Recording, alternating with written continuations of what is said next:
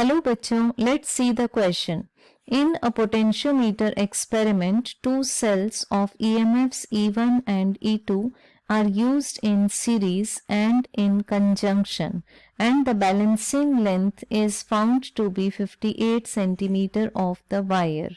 If the polarity of E2 is reversed, then the balancing length becomes 29 centimeter.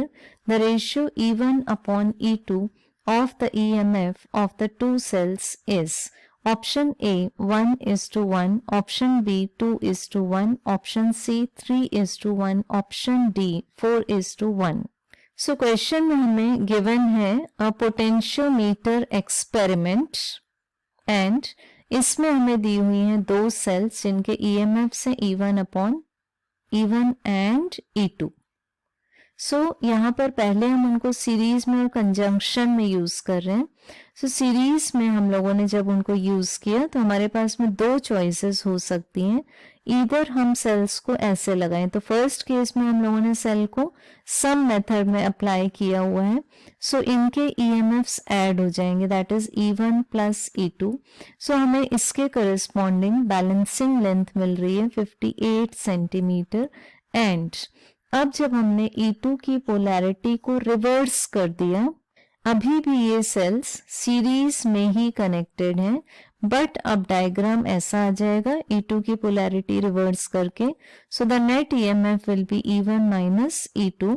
और अब ये balance करता है लेंथ 29 सेंटीमीटर को. हमारे पास में क्वेश्चन के की कंसेप्ट के अकॉर्डिंग आएगा कि सेल्स का सम and difference method.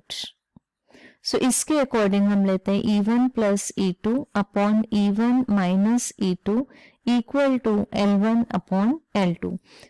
When we will be applying componendo and dividendo, this is componendo and dividendo, we will get the answer as E1 upon E2 equal to L1 plus L2 divided by L1 minus L2.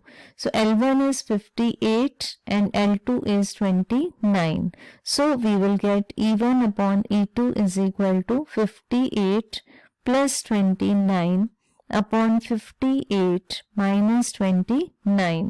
हमारे पास में 58 plus 29 का answer आएगा 87 and 58 minus 29 will be 29. Ratio cancel होकर हमें answer देगा 3:1. हमारे पास E1 upon E2 के ratio का आंसर है 3/1.